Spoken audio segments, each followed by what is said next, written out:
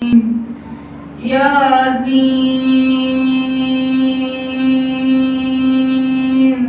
والقرآن الحكيم إنك لمن المرسلين على صراط مستقيم تنزيل العزيز الرحيم لتنذر قوما ما أنذر آباؤهم فهم غافلون صدق الله العلي العظيم.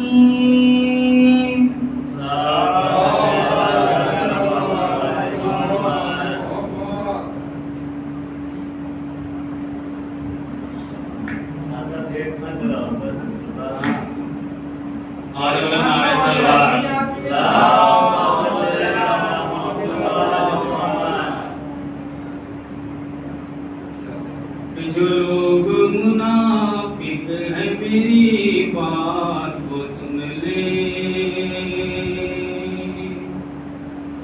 جو لوگ منافق ہیں میری بات کو سن لیں، بے حب علی دل کی کلی کھل نہیں سکتی، بے حب علی دل کی کلی کھل نہیں سکتی، حسنین کی جنت تو بڑی چیز ہے یارو، شداد کی جنت بھی انہیں مل نہیں سکتی، شداد کی جنت بھی انہیں مل نہیں سکتی، حسنین کی جنت تو بڑی چیز ہے یارو، شداد کی جنت بھی انہیں مل نہیں سکتی، شداد کی جنت بھی انہیں مل نہیں سکتی، نعرہ صلوات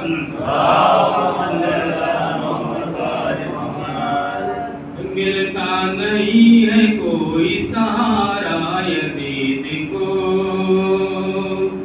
ملتا نہیں ہے کوئی سہارا یزید کو، زینب نے اس طرح سے اجاڑا یزید کو، زینب نے اس طرح سے اجاڑا یزید کو، اور جنگ کر نہیں سکتی تھی خاتون اس لیے، خطبوں کی زلف ہار سے مارا یزید کو، خطبوں کی زلف ہار سے مارا یزید کو، خطبوں کی زلف ہار سے مارا یزید کو، نعرہ صلوات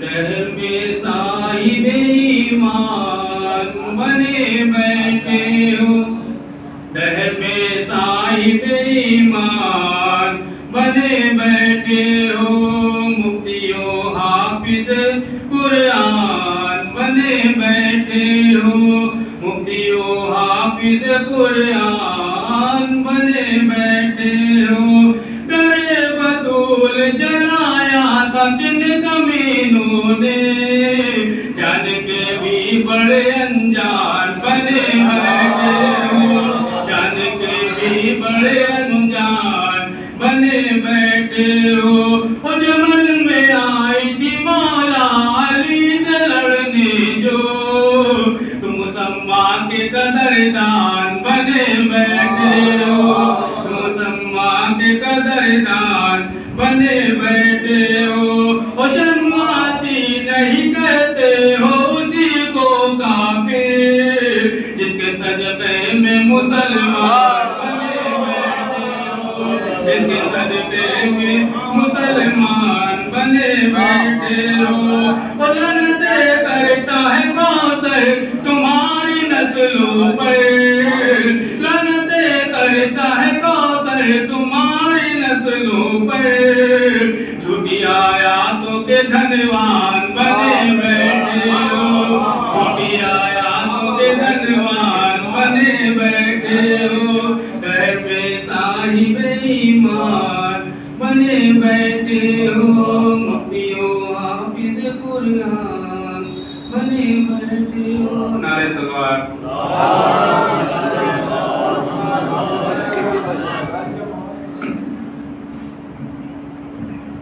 پانی کے عنوان سے کچھ شعر ہیں کہ چاہتے آپ تو خود دوڑ کے آتا پانی، یا حسین آپ کی ٹھوکر سے نکلتا پانی، کون کہتا ہے کہ دریا نہیں پیتا پانی، میرے عباس نے دریا کو پلایا پانی، ایڑیاں اپنی زمین پر جو رگڑتے اصغر، کربلا تیرے سبب پہ نہ مانگتا پانی، آسماں کر تجھے شبیر اشارہ کرتے، دل یہ کہتا ہے کہ دن رات برستا پانی، یا حسین آپ کو رتبہ دیا اللہ نے، چاہتے آپ تو جنت سے بھی آتا پانی، اور یا علی شیر خدا آپ کے بیٹے شبیر، حکم جو دیتے تو سورج بھی اگلتا پانی۔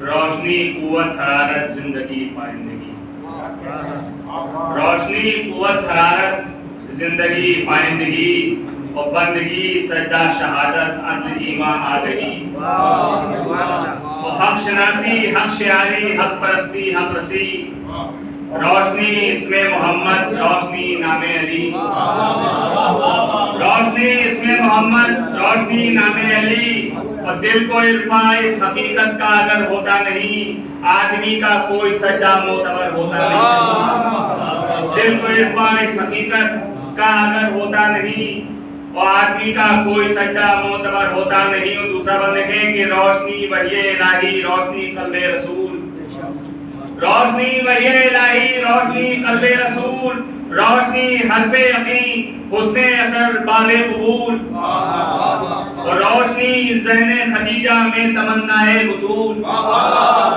روشنی ذہن خدیجہ میں تمنائے بطول، اور روشنی شبیر و شبر کی قیادت کے اصول، اور زد اصولوں پر گرائے انقلاب آ جائے گا، زد اصولوں پر گرائے انقلاب آ جائے گا، لوگ نیزہ پر ابھر کر آفتاب آ جائے گا، لوگ نیزہ پر ابھر کر آفتاب آ جائے گا۔ آخری بندے کہ خانزاروں میں جو مہنگی وہ دعا ہے روشنی، خانزاروں میں جو مہنگی وہ دعا ہے روشنی، جو لبے دریا سے ابری وہ نوا ہے روشنی، جو لبے دریا سے ابری وہ نوا ہے روشنی، اور جو چھنی زینب کے سر سے وہ ردا ہے روشنی، جو چھنی زینب کے سر سے وہ ردا ہے روشنی، اور روشنی ہے کربلا، ہاں کربلا ہے روشنی، روشنی ہے کربلا، ہاں کربلا ہے روشنی، اور کربلا جب جرأتوں کا امتحان لینے لگی، کربلا جب جرأتوں کا امتحان لینے لگی، روشنی عباس کے بازو میں لو دینے لگی، کربلا جب جرأتوں کا امتحان لینے لگی، کربلا جب جرأتوں کا امتحان لینے لگی، اور روشنی عباس کے بازو میں لو دینے لگی۔ میں نہایت ادب و احترام کے ساتھ مولانا مسعود سے منتمی صوفی ممبر پر تشریف لائے، آپ حضرات ایک باواز بلند نعرہ سلوات سے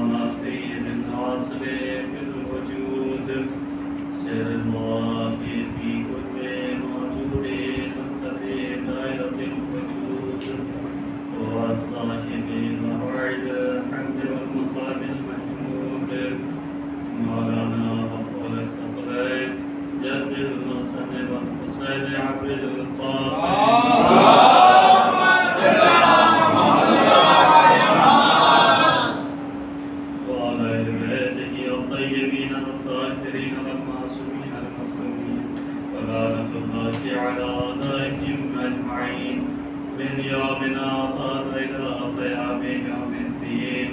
أما بعد فقد قال سبحانه في كتابه المجيد وخواص الصالحين وقوله الحق. بسم الله الرحمن الرحيم. قد جاءكم من الله نور وكتاب مبين.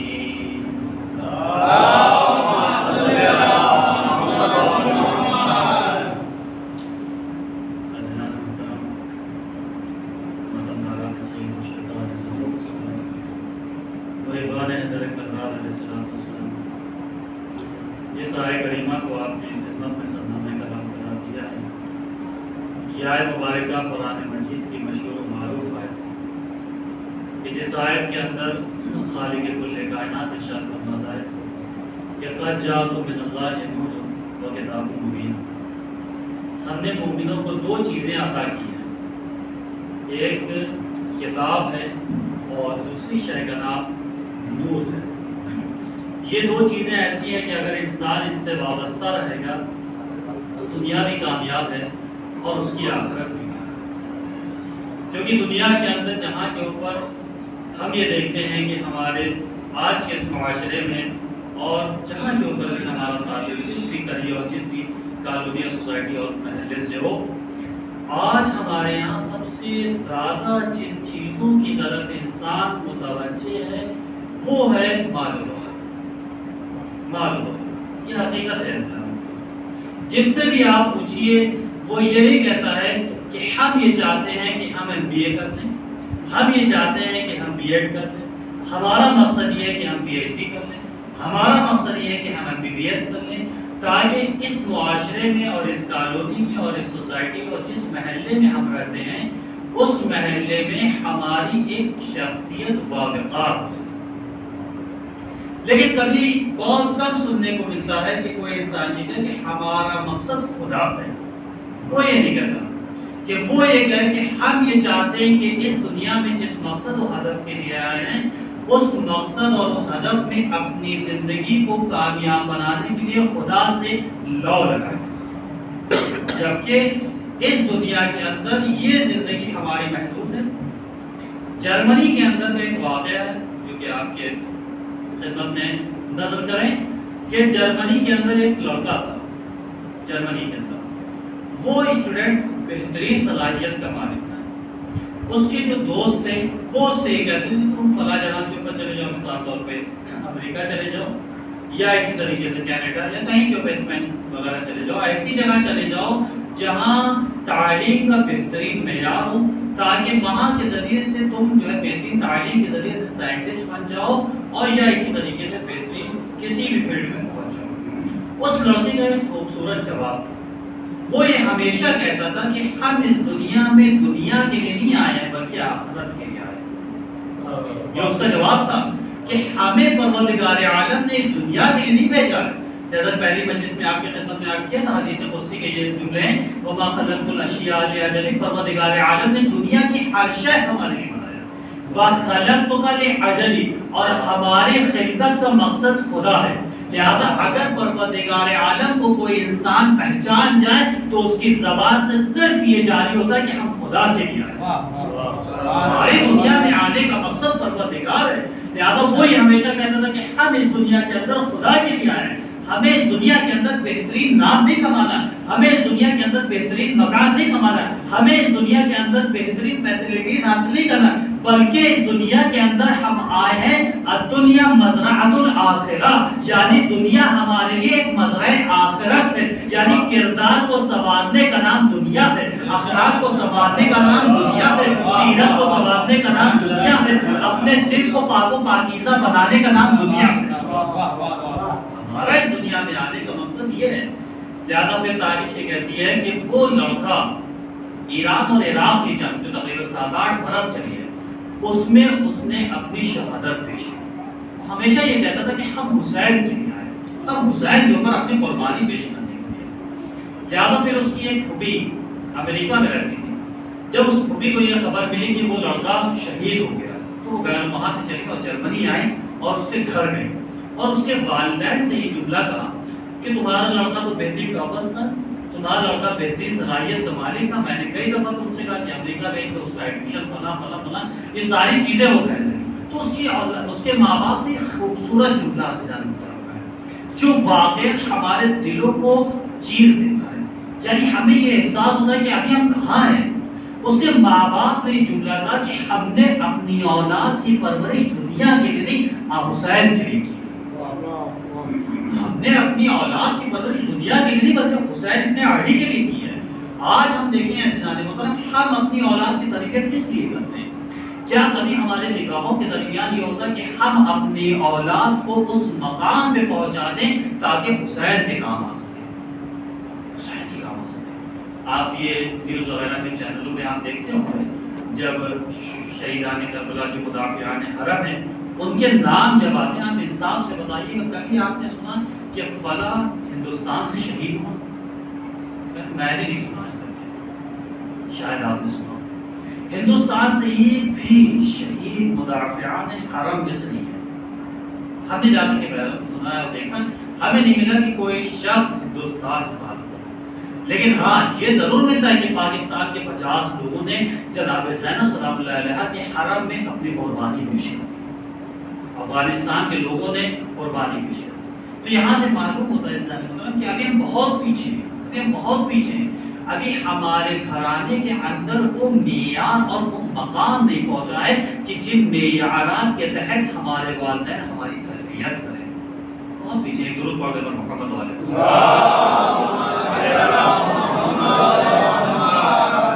تو بہرحال اس کی پھوپھی نے یہ جملہ کہا تو اس کے والدین نے ایک جملہ کہا کہ ہم نے اپنی اولاد کی تربیت حسین کے لیے کی، دنیا کے لیے۔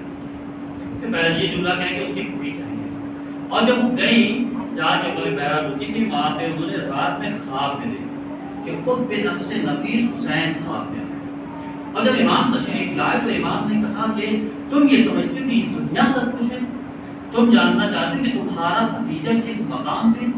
اس نے کہا بے شک ہم جاننا چاہتے ہیں۔ اس نے کہا ٹھیک ہے، تم اپنے بھتیجے کو خود دیکھو۔ اس کی پھوپھی یہ جملہ کہتی کہ میں نے دیکھا کہ میرا بھتیجا آسمان میں پرواز کر رہا ہے اور ایک گاؤں پہ ہے، اور جب گاؤں کے وہ بٹن کھلتے ہیں تو اس بھتیجے اور اس لڑکے کے سینے کے اوپر یہ لکھا ہوتا ہے doctor Bahram from university of امام حسین۔ یعنی کیا مطلب؟ یعنی آپ سوچیں کہ جس شخص کو امام حسین علیہ السلام کی یونیورسٹی کا ٹیگ لگ جائے، کیا دنیا کی یونیورسٹی اسے کوئی مقام عطا کر سکتی ہے؟ یہ معیار ہے انسان جب اپنے آپ کو قربان کرتا ہے حسین کے، تو حسین نے بھی اس کو وہ معیار عطا کیا کہ یہ لڑکا ہماری یونیورسٹی کا ڈاکٹر ہے۔ یہ درود پڑھ لیں۔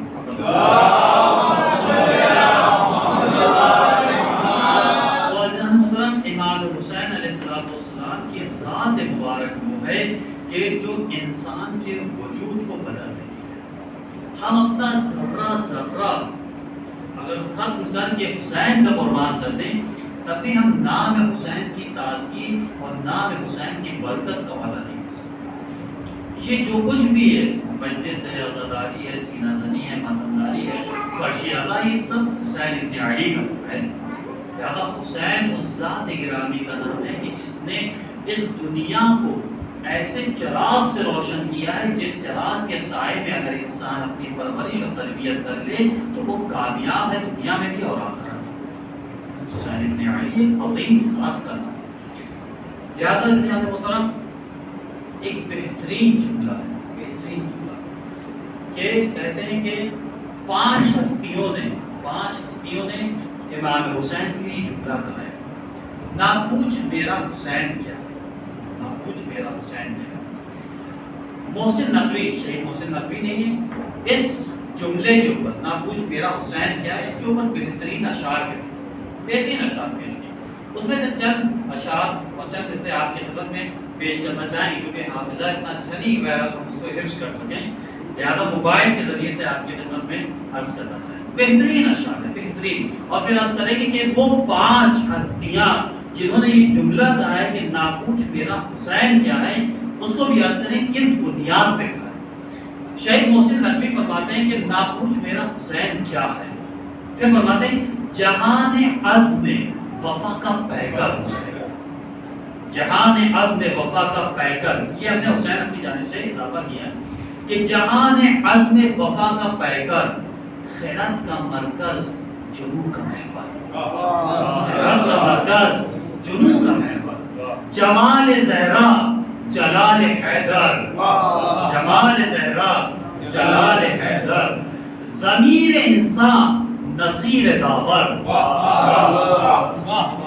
ضمیر انسان نصیر داور، زمین کا دل آسمان کا یاور، زمین کا دل آسمان کا یاور، دیار صبر و رضا کا دلبر، دیار صبر و رضا کا دلبر، کمال ایثار کا پیمبر، کمال ایثار کا پیمبر، شعور امن و سکون کا پیکر، شعور امن و سکون کا پیکر، جبین انسانیت کا جھومر،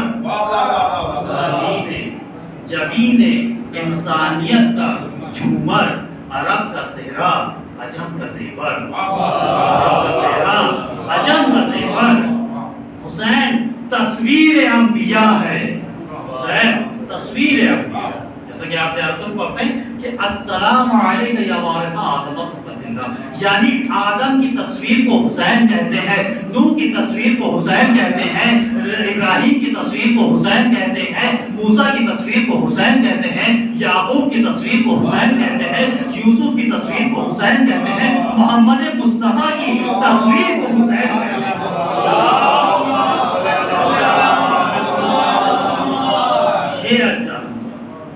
کہ نہ پوچھ میرا حسین کیا ہے، بہترین شہید محسن نقوی نے بیان فرمایا۔ واقعاً معلوم ہوتا ہے کہ حسین کی شخصیت، کہ حسین تصویر انبیاء ہے، تصویر انبیاء، حسین اہل وفا کی بستی، حسین اہل وفا کی بستی، حسین آئین حق پرستی، حسین آئین حق پرستی۔ اب دیکھیں ہمیں نہیں معلوم خدا ہے کیا، خدا کی حقیقت کو ہم نہیں جانتے، لیکن نہج البلاغہ کے خطبہ نمبر 1 کے اندر آپ جب جائیے تو مطالعہ کیجیے گا کہ امام علی بن ابی طالب علیہ پروردگار عالم کی حقانیت کو جب بیان کرتے ہیں فرماتے ہیں الحمدللہ الذی لا یبلغه مدحۃ القائلون ولا یحصی نعمہ العادون ولا یعدی حق المجتہدون ولا الذی لا یدرک بعد الامام ولا ینال غرف الفتن، یعنی پوری کائنات کے اندر اتنی جرأت نہیں ہے کہ وہ پوری کائنات پروردگار عالم کی حمد و ثنا کر سکے، پوری کائنات میں کیا پروردگار عالم کی تعریف نہیں کر سکتی۔ الحمدللہ الذی لا یدرک بعد الامام، ہم پہنچ ہی نہیں سکتے پروردگار ہے کیا، کہ جس کو خود امام علی نے نہج البلاغہ کے اندر ایک حکمت کے اندر فرمایا کہ میں نے خداوند عالم کو اپنی نیتوں کے ٹوٹنے سے اور اپنے کردار کے بدل جانے سے امام فرمانے کہ میں نے خدا کو پہچانا، یعنی وہ مقام ہے پروردگار عالم کا، ہم یہ سمجھتے ہیں کہ جو ہم نیت کر لیں وہ 100% ہو جائے گی، نہیں ہے انسان۔ پروردگار عالم جس کو چاہتا ہے اسے وہ توفیق عطا کرتا ہے کہ دیار آل محمد پہ وہ اس مقام پہ حاصل ہوتا ہے، پہنچتا ہے کہ جب وہ سلمان بنتا ہے، وہ سلمان بنتا ہے۔ لہٰذا بہترین شہید محسن نقوی نے کہا ہے کہ حسین صدق و صفا، حسین صدق و صفا کا ساقی، حسین صدق و صفا کا ساقی، حسین چشم آنا کی مستی، اور حسین پیش عرض عدم تصور۔ بہت زیادہ آپ کی خدمت میں عرض نہیں کرنا ہے، بہترین شہید محسن نقوی نے پیش کیا اشعار، اور تقریباً اچھے خاصے اشعار ہیں سر، اتنا اچھا حافظہ نہیں ہے کہ اس کو حفظ کیا جا سکے، لیکن آپ کوشش کیجیے گا تو انشاءاللہ آپ حفظ کر سکتے ہیں۔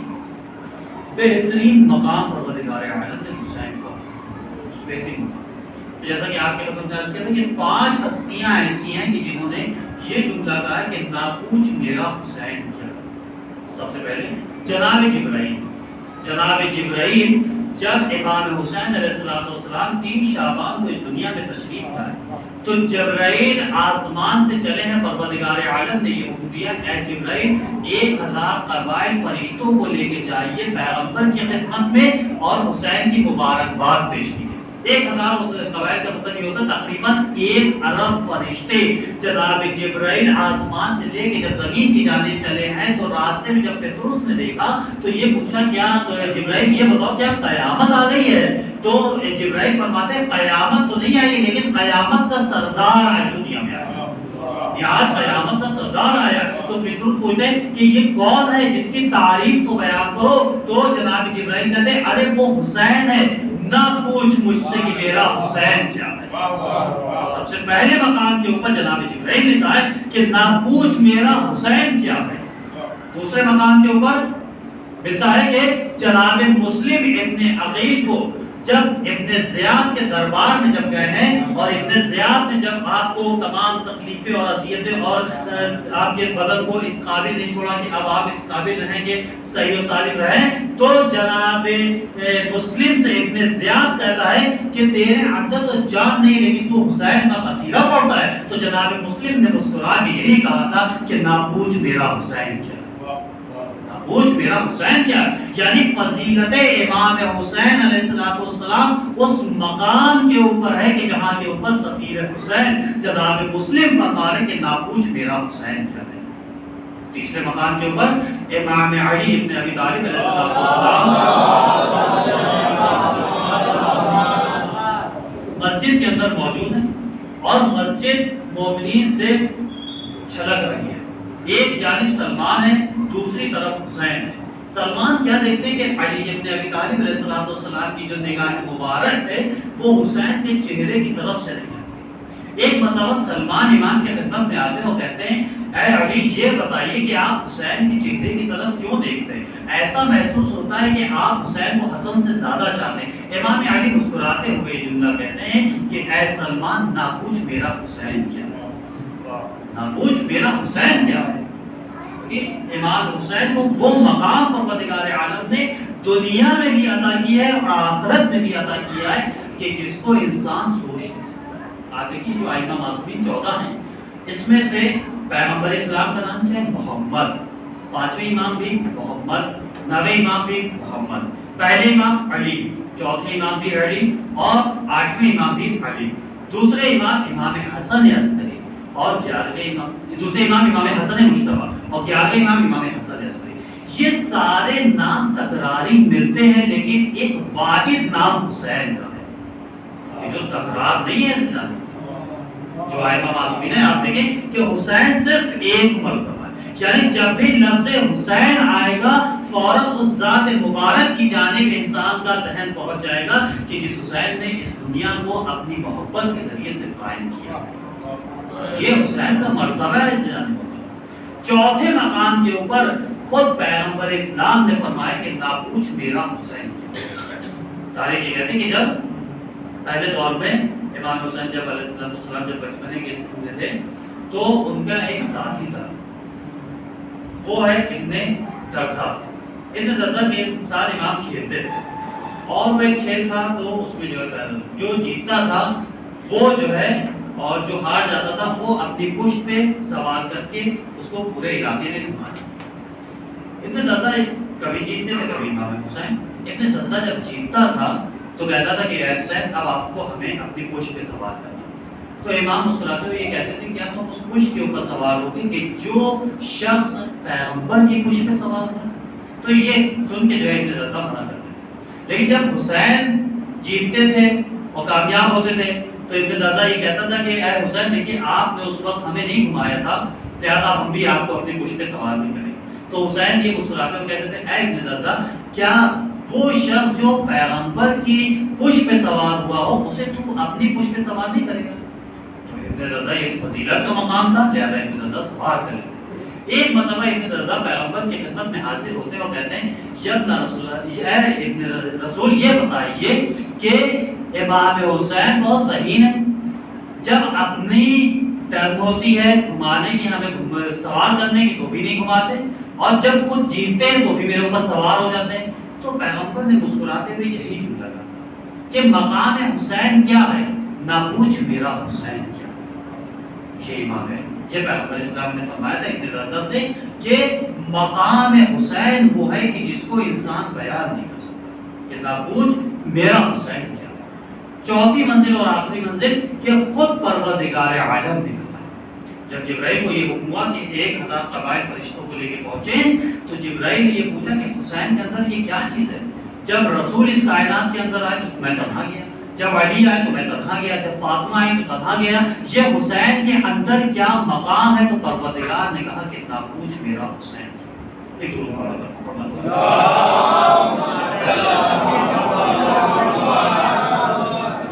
تو عزیزان محترم، یہ شخصیت امام حسین علیہ السلام کی ایک اہم شخصیت کا نام ہے۔ حسین صرف ایک شخص کا نام نہیں ہے بلکہ حسین کردار کی کتاب کا نام ہے۔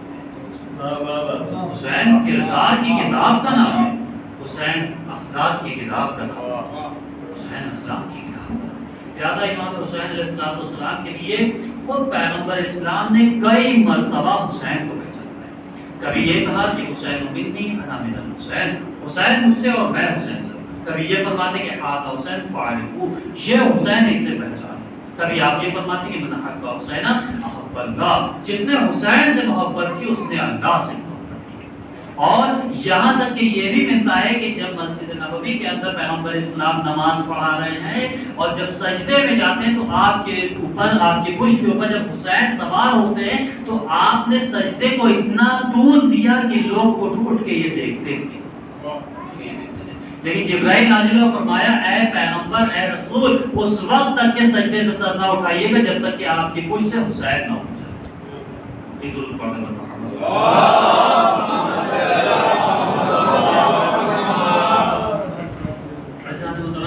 مقام حسین بہت عظیم، بہت عظیم کہ انسان اگر سمجھ لے تو دنیا بھی کامیاب اپنی بنا سکتا اور آخرت۔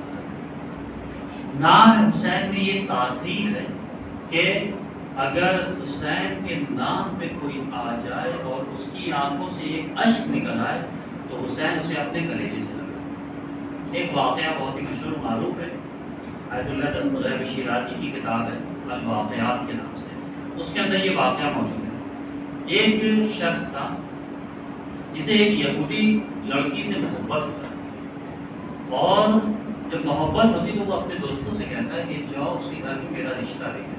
اس کے دوست جاتے ہیں، تمام بات چیتیں ہو جاتی ہیں۔ اس کی لڑکی کا باپ بھی کہتا ہے کہ لڑکا تو ٹھیک ہے، اخلاق کا بھی اچھا ہے، کردار کا بھی اچھا ہے، روپیہ پیسہ سب کچھ ہے، لیکن وہ مسلمان ہے، وہ لڑکی والے یہودی ہوتے ہیں۔ تو وہ اس کا باپ بھی کہتا ہے لڑکی کا کہ دیکھو ہمیں رشتہ منظور ہے اگر تم مسلمان کو سے ہٹ کے ہمارا دھرم اور ہمارا مذہب قبول کرو، یعنی یہودی بن جاؤ۔ وہ محبت میں اتنا زیادہ بیگانہ ہوتا وہ کہتا ہے ٹھیک ہے مجھے قبول ہے، وہ بھی یہودی بن جاتا ہے۔ لہذا پھر شادی ہو جاتی ہے، چند روز ایسے گزرتے ہیں یہاں تک کہ جب شب عاشور ہوتی، تھا مسلمان تھا، شیعہ تھا، حسین کا ماننے والا تھا، اب وہ شب عاشور بہت پریشان ہوتا ہے، بہت گریا پوکا اور دنیا زاری کرتا، دوڑتا ہے، روتا بلکتا ہے۔ اس کی زوجہ جب دیکھتی ہے تو یہ کہتی ہے کہ یہ بتائیے آج میں دیکھوں کہ آپ بہت پریشان ہیں، بہت رو رہے ہیں، آخر بات کیا ہے، آپ کیوں اتنا گریا کرتے ہیں؟ تو یہ کہتا ہے کہ آج ہمارے حسین کی آخری شب ہے، کل میرا حسین شہید ہو جائے گا۔ تو وہ لڑکی کہتی ہے، اس کی زوجہ کہتی ہے اچھا یہ حسین ہے کون؟ تو وہ لڑکا تمام فضائل حسین کو بیان کرتا ہے۔ سنتے سنتے وہ لڑکی جو ہے سو جاتی ہے، جب آنکھ کھلتی ہے تو پھر وہ اس کو اپنے شوہر کو جا کر کہتی آپ حسین کے بارے میں اور کچھ بتائیں۔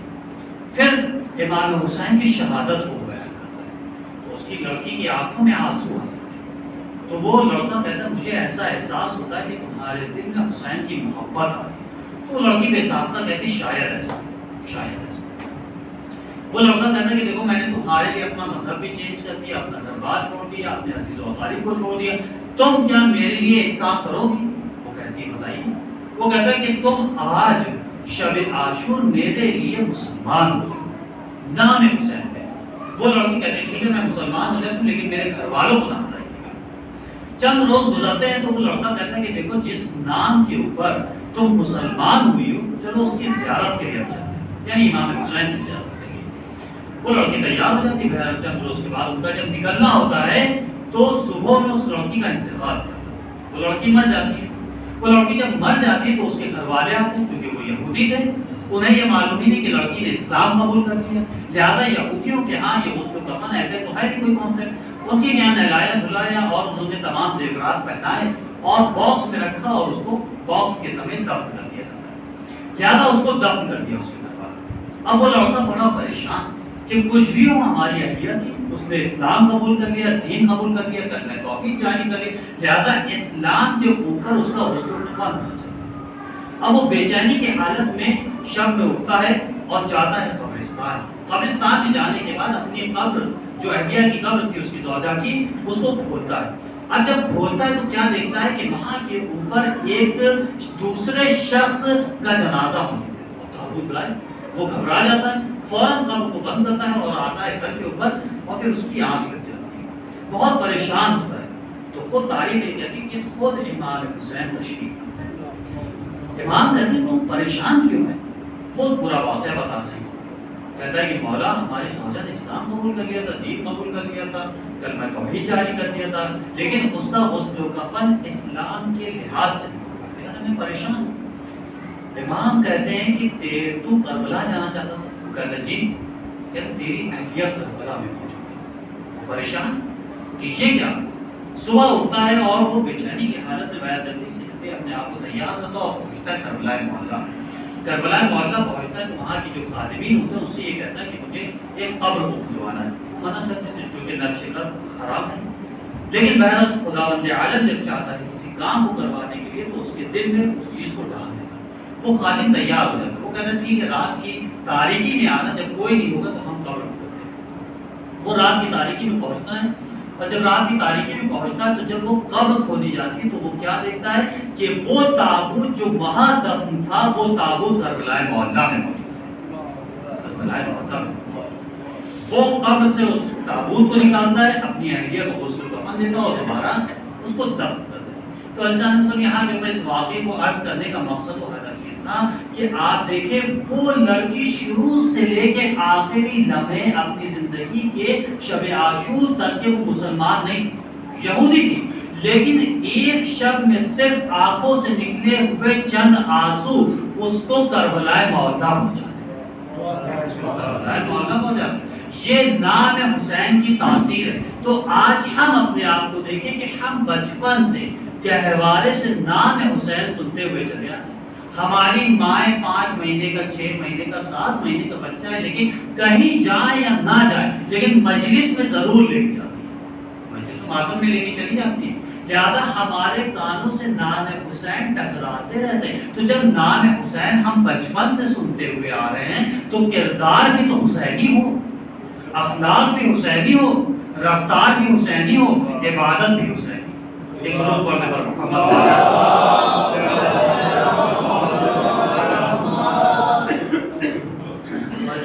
یہ اہم ہے کہ حسین ابن علی ایسی ذات کا نام کہ جو انسان کو وہ سب کچھ عطا کر دیتے ہیں جب انسان ان کے در پہ ہوتا ہے، لیکن خلوص کے ساتھ، دکھاوے کے لیے نہیں، مجلس ماتم دکھاوے کے لیے نہیں ہونی چاہیے، کمپٹیشن کے لیے نہیں ہونی چاہیے، بلکہ اس لیے ہونی چاہیے کہ ہم حسین کے لیے کرنا ہے، ہم حسین کے لیے کرنا ہے۔ ایک گلاس پانی نام حسین پہ اگر انسان خلوص کے ساتھ ملا دے تو 1000 گنا بریانی سے بہتر ہے اس سے۔ اور آپ جانتے ہیں کہ انسان اگر ماں باپ کی خدمت ایسی کرے جس طریقے سے رسول اور آل رسول چاہتے ہیں تو یہ اس کا جواب دیتے ہیں۔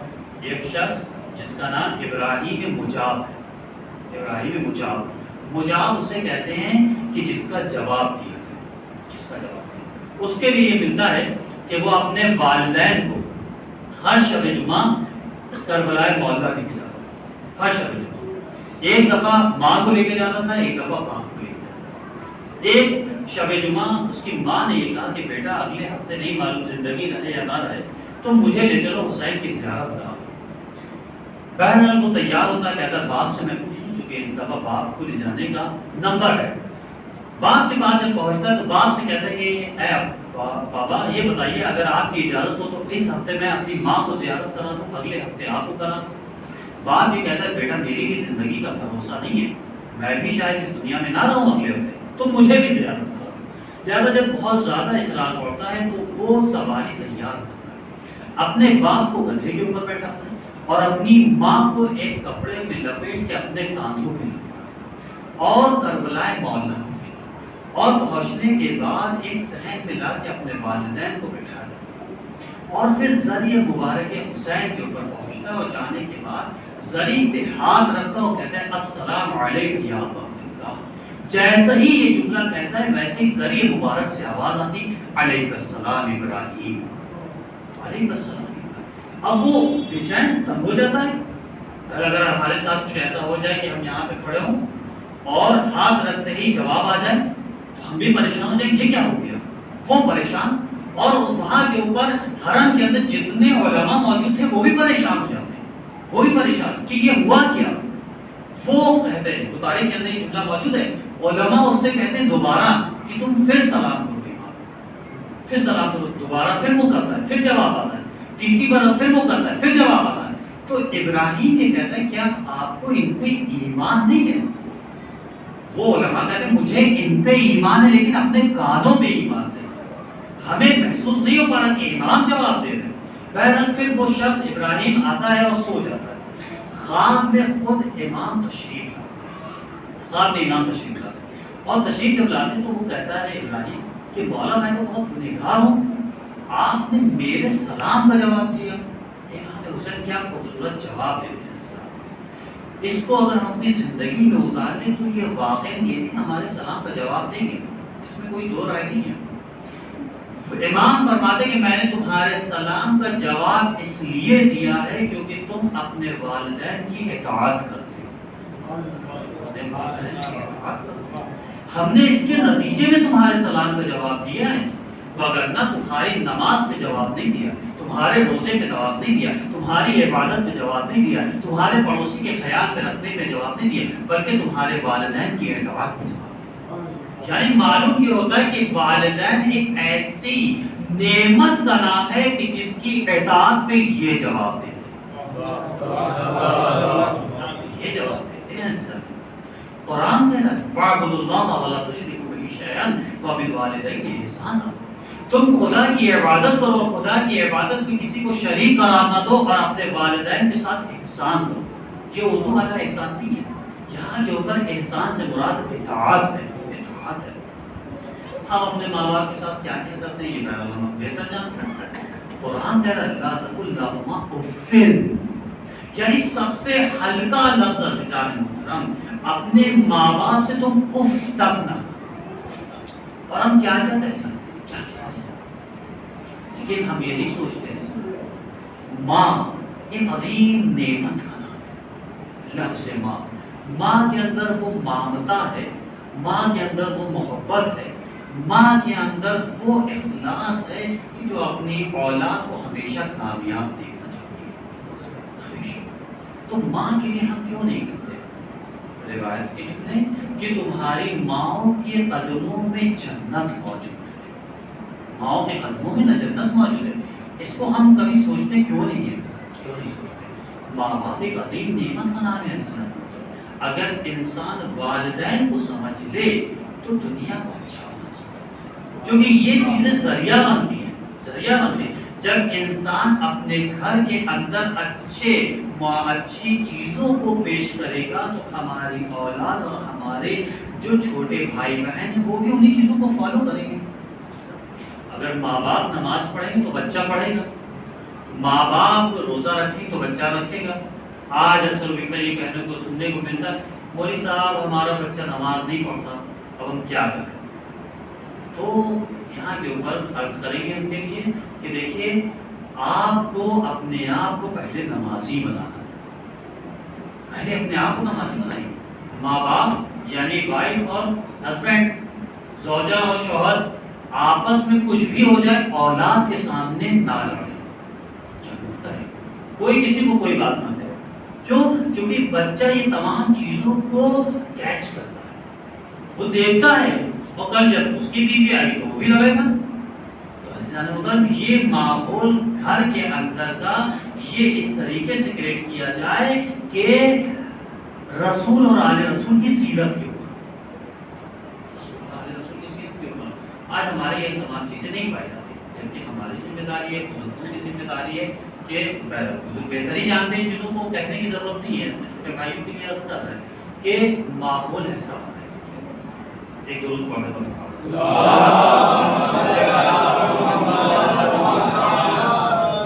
آج آپ سوچ رہے ہو مولانا پتہ نہیں کس میٹر کو لے کے بیٹھے، بالکل خوش مجلس کر دیا آج۔ دو روز تو تھوڑا سا جسے ہم بہرحال اپنی زبان میں کہتے ہیں کہ مرچ مسالہ تھا، لیکن آج پتہ نہیں کیا ہوا ان کا کچھ سمجھ میں نہیں آ رہا، شاید تھکے ہوئے ہیں یا آج میٹر ہی نہیں ملا ان کو۔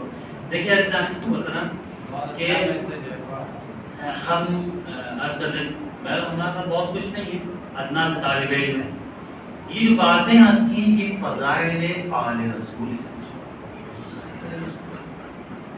یہ ہماری زندگی کو چینج اور تبدیل کرنے کے لیے عزیزان ہے، بدلنے کے لیے ہے یہ تمام باتیں، کیونکہ یہ درسگاہ ہے، فرش اعضاء ایک درسگاہ ہے، اور یہ فرش اعضاء کے اندر وہی چیزیں بیان کی جانی چاہیے اور بیان ہونی بھی چاہیے کہ جو چیزیں ہمیں رسول اور آل رسول کے پیغام سے نزدیک کریں۔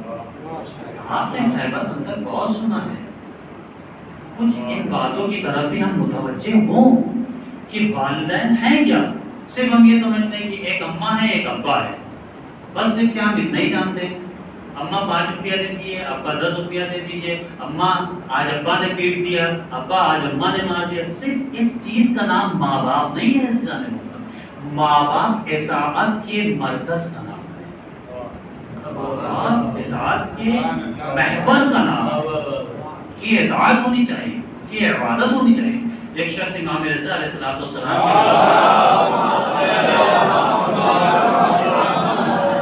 انشاءاللہ کل اور پرسوں کی مجلس میں کوشش کریں تھوڑا سا مرچ مسالے کے ساتھ آپ کی خدمت میں پیش کریں تاکہ آپ کو بھی لطف آ سکے۔ تو عزیزان محترم ایک شخص امام رضا کی خدمت میں حاضر ہوا اور آیا اور اس نے کہا کہ مولا میں نے اپنی ماں کی ہمیشہ ان کے سرانے پہ رہتا تھا، ماں کی زبان سے ابھی جملہ پورا ادا نہیں ہو پاتا تھا، میں ان کی خدمت میں وہ چیز پیش کر دیتا۔ مولا یہ بتائیے کیا میں نے اپنے ماں باپ کا حق ادا کیا؟ امام فرماتے ہیں تم نے ایک شب کا حق ادا نہیں کیا، ایک شب کا۔ وہ کون سی شب ہے کہ جس شب میں اس نے پوری رات جاگ کے تمہاری تربیت کی۔ ماں ایک عظیم نعمت کا نام ہے۔ آپ دیکھیں کہ خود تو بھوکی سو جاتی لیکن اولاد کا خیال رکھتی، خود برہنہ ضرور رہتی لیکن اولاد کو لباس دیتی ہے، خود زمین پہ لیٹ جاتی لیکن اولاد کو اپنے سینے سے رکھتی ہے۔ تو جب ایسی نعمت پروردگار عالم ہمیں ماں کی شکل و صورت میں عطا کرے تو ہمارا فریضہ کیا ہونا چاہیے؟ ہم اس سے چلائیں، ہم اس سے لڑیں، ہم اس سے بدتمیزی کریں، ہم اس کو ٹوکیں؟ نہیں، اور یہ حق ہے عزیزان، انسان اس نعمت کو اپنی زندگی میں محسوس نہیں کر سکتا جب تک کہ وہ باحیات ہو۔ جب وہ چلے جاتے اس دنیا سے تب انہیں احساس ہوتا ہے، تب احساس ہوتا ہے کہ اے کاش میں نے اپنے ماں کے ساتھ یہ نہ کیا۔ جی آپ کی خدمت میں عرض کر دیں ہمارے والدین کا انتقال ہو گیا، نہ ماں ہے ہماری نہ باپ ہے ہمارا، بہرحال بہت زیادہ زندگی ان کے ساتھ ہم نے نہیں گزاری، بہت ہی چھوٹے سے 20 سال 22 سال میں دونوں کا انتقال ہوا۔ اس وقت اتنا شعور نہیں تھا، لیکن بہرحال جو بھی ہم نے کبھی اپنے ماں باپ کے ساتھ کبھی بدتمیزی کی، کبھی ان کو کچھ کہا نہیں، ہو سکتا ہے کبھی کوئی جملہ نکل گیا ہو تو نکل گیا ہو، لیکن جتنا ہمیں ذہن میں ہے اتنا میں نے آج تک کبھی اپنے والدین کے ساتھ کوئی بدتمیزی نہیں۔ بہت پہلے ہمارے والدین کا انتقال ہوا، لیکن آج جب انتقال ہوا تب سے یہ احساس ہوتا ہے کہ اے کاش اس سے بڑھ کے کچھ کیا، اے کاش اس سے بڑھ کے کچھ کیا، لیکن یہ صرف دل میں ایک تمنا ہے۔ رات و دن اس چیز کو تصور کرتے ہیں، 7-8 سال ہو گیا ماں کے انتقال کو، آج بھی یہ سوچتے رہتے ہیں اے کاش کہ ان کے لیے یہ کر پائے، یہ کر پائے۔ تو جیسا محترم خود اپنا تجربہ عرض کر رہے ہیں آپ کے خدمت میں کہ ان کے جانے کے بعد ہمیں احساس ہوتا ہے زندگی میں ہم ان کے لیے نہیں کرتے۔ ایک درود پڑھتے ہیں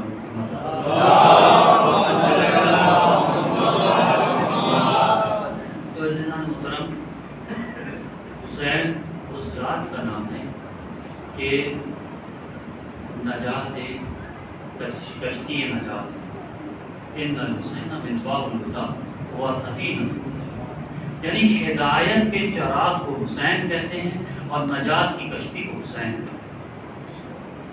انسان ایک دفعہ اس کشتی میں سوار ہو، جب تک کہ ہم سوار نہیں ہوں گے تب تک کہ ہمیں معلوم نہیں ہوگا اپنی زندگی کے معیارات اور اپنی زندگی کے اہداف کو حاصل۔ لہٰذا جب انسان ان سے نزدیک ہو جاتا ہے تو اسے وہ سب کچھ حاصل ہوتا ہے، سب کچھ حاصل ہوتا ہے۔ لہٰذا اولاد کی تربیت بہترین طرز و طریقے کی، آج ہم یہ دیکھتے ہیں معاشرے کے اندر 8 سال کا بچہ ہے، 10 سال کا بچہ ہے، اس کے ہاتھ میں موبائل ہے۔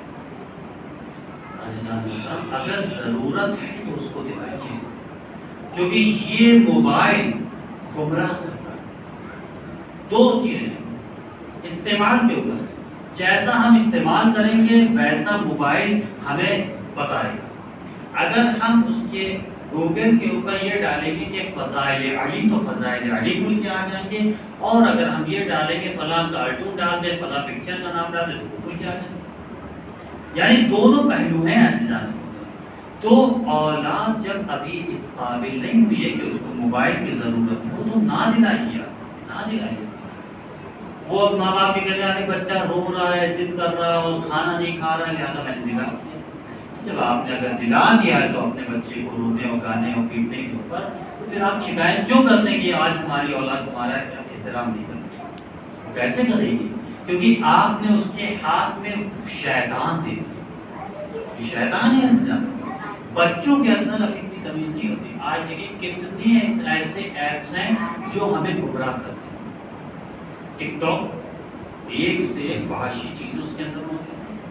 فیس بک، ایک سے ایک اس کے اندر کہیں یہ فوٹو اپلوڈ ہے، کہیں وہ فوٹو اپلوڈ ہے، کہیں وہ فوٹو۔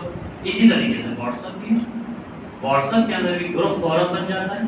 اب جب گروپ بنا تو اس کے اندر 4 باتیں ہوتی ہیں، جب 4 باتیں ہوں گی تو پھر ہم یہ سوچتے ہیں ارے ہم بھی تو اس کے اندر حصہ لیں، ہم کیوں پیچھے رہیں؟ انہوں نے اگر ان کو برا کہا تو اگر ہم نے نہیں کہا تو اس کا مطلب ہم نے کچھ کام نہیں کیا اپنی زندگی کا، تو ہم بھی فوراً ایک جو ہے ماں کے اوپر پوسٹ کرتے ہیں، ہاں آپ نے صحیح فرمایا ان کے اندر یہ کمی ہے، بس اتنا آپ کہہ دیجئے، پھر دیکھیے کیسے آپ کا واٹس ایپ بھر جائے گا۔ صرف اتنا آپ کہہ کے دیکھیے کیسے کیسے کمنٹس آتے ہیں۔ ہاں بے شک بالکل صحیح کہا آپ نے، وہ ہے ہی نہیں اس قابل، نہ نماز پڑھتے ہیں نہ عبادت کرتے ہیں۔ پہلے ہم اپنے آپ کو دیکھیں ایسے کہ ہم کتنے بڑے عابد ہیں، ہم کتنے بڑے عابد ہیں۔ ہم دوسروں کو تو لوگ دیکھتے ہیں لیکن اپنے گریبان میں چھاپتے نہیں۔ پیغمبر اسلام کی خدمت میں ایک خاتون حاضر ہوتی ہے اور کہتی ہے اے رسول ہمارا بچہ بہت خورما کھاتا ہے، اسے آپ بتائیے کہ اتنا زیادہ خورما نہیں کھانا چاہیے۔ پیغمبر اسلام کہتے ہیں کہ کل آنا۔ دوسرے روز جب وہ خاتون پہنچتی ہے تو پیغمبر اسلام کہتے ہیں بیٹا دیکھو بہت زیادہ خورما نہیں کھانا چاہیے، اس کے فوائد بھی اور نقصانات بھی ہیں۔ پھر وہ خاتون یہ پوچھتی ہے اے رسول آپ نے کل کیوں نہیں بچے کو اس چیز کی تعلیم دی، آج کیوں دی؟ پیغمبر اسلام خوبصورت جملہ فرماتے ہیں جو ہماری زندگی کے لیے ایک کردار اور ایک پیغام ہے۔ پیغمبر فرماتے ہیں کہ کل میں خود کھجور کھائے ہوا، یعنی کیا مطلب؟ یعنی اگر میں کوئی کام کر رہا ہوں تو اس کو دوسرے کو تعلیم نہیں دینا چاہیے، غلط چیزوں کے لحاظ سے کر رہا ہوں۔ اگر اچھی چیز ہمارے اندر پائی جاتی ہے تو ہم اس کی تعلیم دیں۔ ہم نمازی نہیں ہیں لیکن اس بچے کو ٹوکا کرتے ہیں تو نماز کیوں نہیں پڑھتے؟ ہمیشہ گلی پہ ٹہلا کرتے ہو، بازار میں گھوما کرتے ہو، کرکٹ کھیلا کرتے ہو، کبھی تم کو ہم نے مسجد میں نہیں دیکھا۔ ہم اپنے کو تو دیکھیں ہم کتنی مرتبہ مسجد میں جاتے ہیں۔ اگر ہم مسجد میں جانے کے لائق ہیں تو ہم ٹوکنے کے بھی قابل نہیں ہیں۔ ایک درود پڑھ لیتا محمد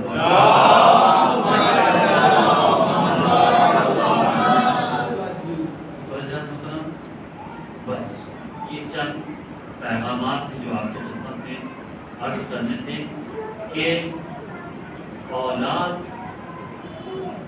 آئینہ ہوتی ہے ماں باپ کا، اولاد آئینہ ہوتی ہے ماں باپ، تو اولاد کی تربیت ایسی ہونی چاہیے جیسے رسول اور آل رسول چاہتے ہیں، نہ کہ جیسے دنیا چاہتی ہے۔ دنیا بہت کچھ چاہتی ہے، دنیا بہت کچھ چاہتی ہے، دنیا یہ چاہتی ہے قرآن سے ہم محروم رہیں، دنیا یہ چاہتی ہے نہج البلاغہ جیسی کتاب سے محروم ہے، دنیا یہ چاہتی ہے صحیفہ سجادیہ سے محروم ہے۔ ہم نے نہج البلاغہ کا صرف نام سنا ہے، ہمیں معلوم ہی نہج البلاغہ کے اندر ہے کیا، قصے ہیں، داستان ہے، اسٹوری ہے، نظم ہے، اشعار ہے کیا؟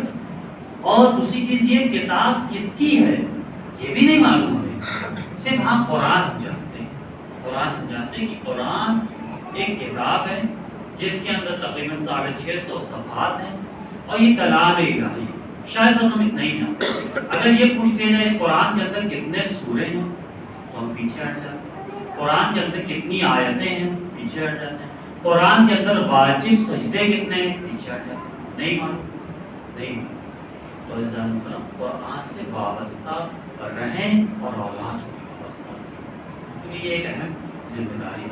ایک درود پڑھتے ہیں محمد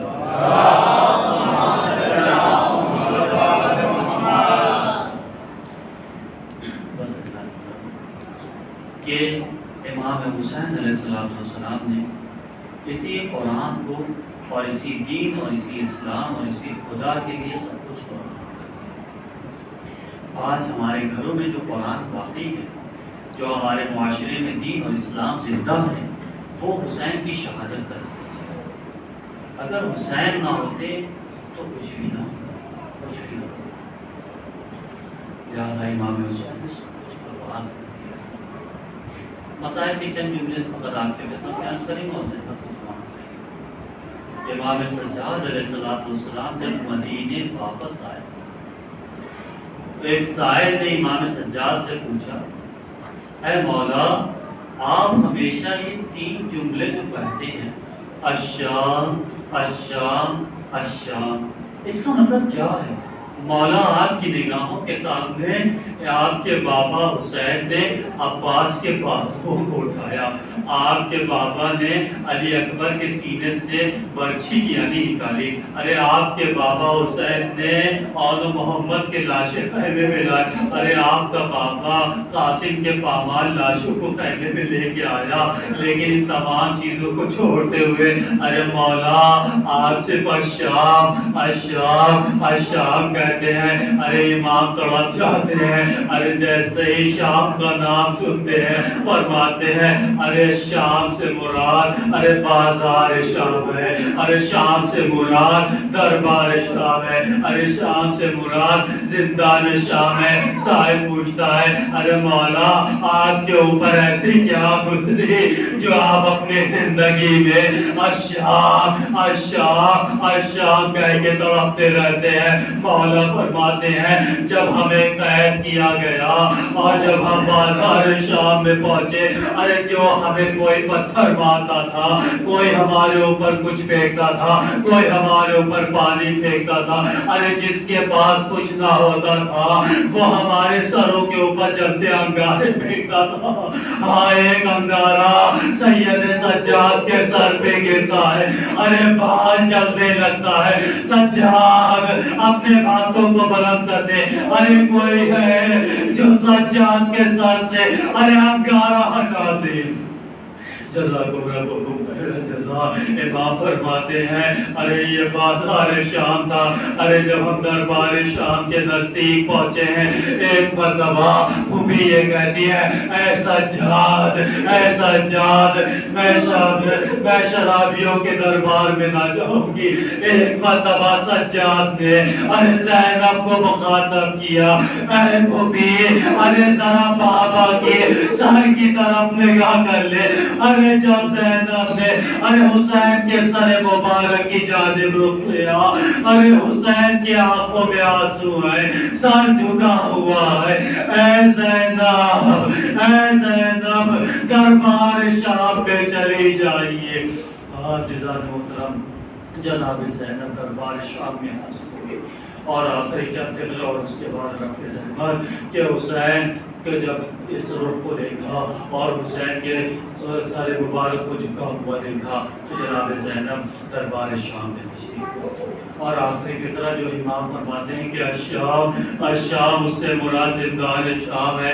ارے سجاد فرماتے ہیں ارے جب آخری لمحہ وہ تھا کہ ایک مرتبہ سکینہ بابا بابا بابا کہتی ہوئی تڑپتی ہے اور بیدار ہوتی ہے، آگے میرے کلیجے سے لگ جاتی ہے، اے بھیا ابھی بابا آئے تھے مجھ سے کہہ رہے تھے اے سکینہ میں تمہیں لینے آیا ہوں، اے بابا میں تمہیں لینے آیا ہوں سکینہ، ایس بھیا سجاد میں اب اس دنیا سے جا رہی ہوں۔ یہ کہہ کے ایک مرتبہ سکینہ زمین پر تشریف لاتی ہے، ارے زینب آگے بڑھتی ہے، تڑپتی ہوئی آواز دیتی ہے اے سکینہ ارے آنکھوں کو کھولو، سجاد قریب بڑھتے ہیں، اے بھوبی زینب ارے ہماری بہن اب اس دنیا میں نہ رہی، ارے اس دنیا سے رخصت ہو گئی۔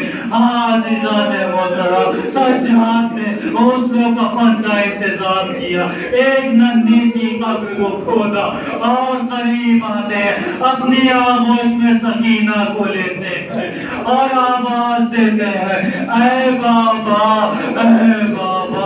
اب اس سجاد میں اتنی قوت نہیں ہے جو اپنی بہن کے لاشے کو قبر میں رکھ سکے، ارے گلے میں تو کے خاردار ہے، ہاتھوں میں زنجیریں ہیں، کمر میں زنجیر ہے، اے بابا ارے سکینہ کو آپ لے لیجئے۔ تاریخ یہ کہتی ہے کہ ایک مرتبہ قبر سے دو ہاتھ بلند ہوتے ہیں، اے سجاد ہماری سکینہ کو ہمارے حوالے کر دو۔ انا للہ و انا الیہ راجعون۔ رضاً بقائه و تسلیما آل محمد و آل محمد تسلیم۔ ہماری اس مختصر سی عبادت قبول فرما۔ پروردگار جو بیمار اپنی شفا کامل واجب ہے، پروردگار جو مقروض ان کے پاسوں کو غیب سے ادا کرنے کی توفیق ہے، پروردگار جو حضرات زیارات کے مشتاق میں زیارت کی توفیق ہے، پروردگار جو وبا اس دنیا میں ہے اس وبا کو جس کا نابود ہے، پروردگار جس مقصد اور ہدف کے تحت ہم اس دنیا میں آئے اس مقصد میں کامیابی پروردگار ہمارے آپ کی منصوبوں میں تاجی ہو، ہمارا شمار ان کے ناصر مددگار ربنا تقبل منا انک انت السمیع العلیم۔ یا حسین یا حسین یا حسین یا حسین یا حسین یا حسین یا حسین یا حسین یا حسین